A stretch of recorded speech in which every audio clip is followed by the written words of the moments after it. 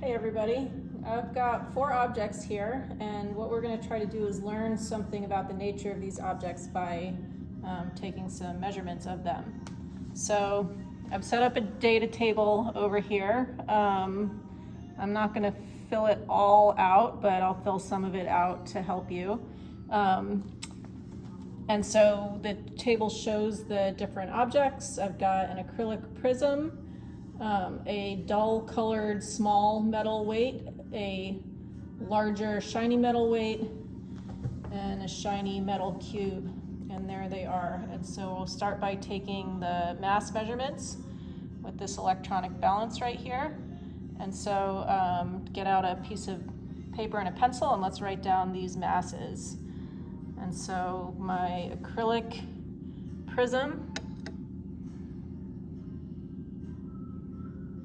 there's my mass for that. And then my dull-ish small metal weight. There we go. The larger shiny metal weight. Okay. And finally, the shiny metal cube. Okay. Then we're going to measure the volume of these. So the way we're going to do this, for some of them, because they are irregularly shaped objects, is going to be by volume displacement. And so I've got a graduated cylinder here. I'm going to read the volumes because it's going to be hard to see. But right now I've got 100 milliliters of water in that graduated cylinder. And so we're going to measure the volume of the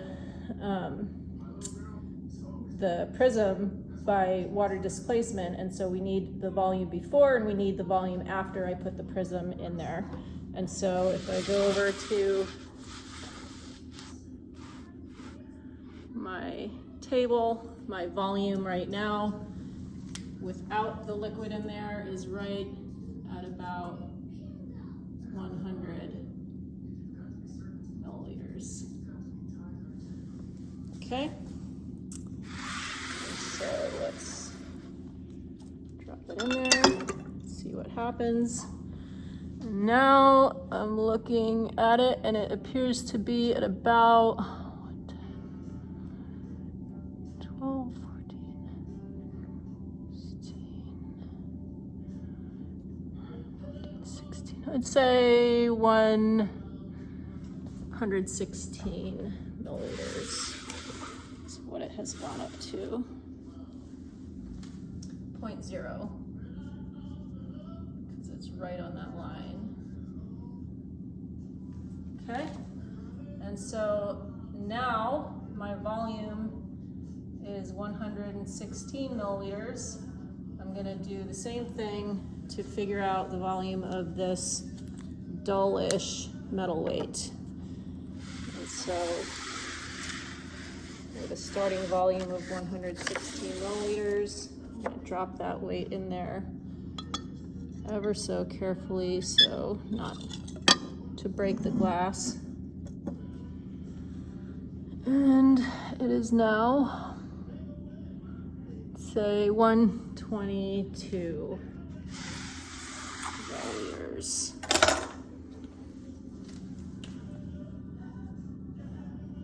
Point zero. And then the large metal weight, we're starting at 122 milliliters. And let's put that in there.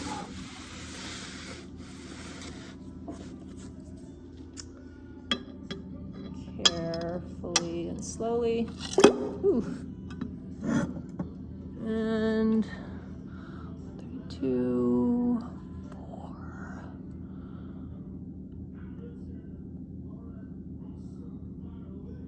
Let's say 134.8.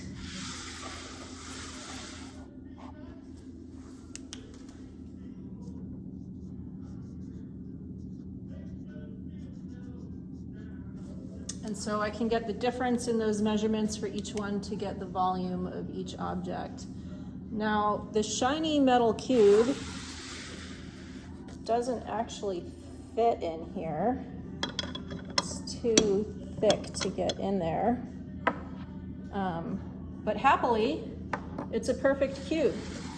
So I can just measure the dimensions of the cube and figure it out mathematically.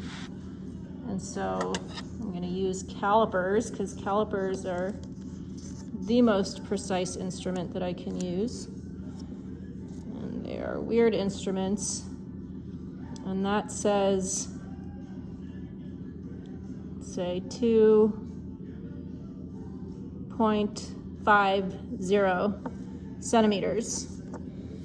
And since it's a perfect cube, it's going to be 2.5 centimeters in each direction. Yeah. Okay, so I've got a length, a width, and a height of 2.5 centimeters each, and so 2.50.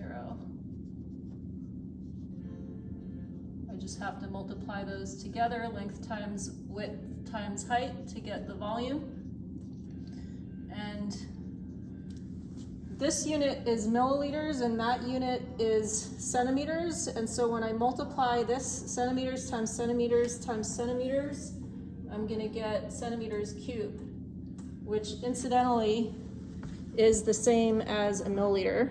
And so I've got a centimeter, which is a unit of distance. If I square it, I get a square centimeter, which is a unit of area.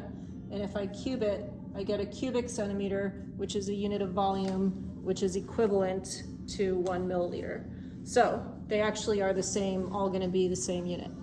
So there's your data, and you guys can take it from here.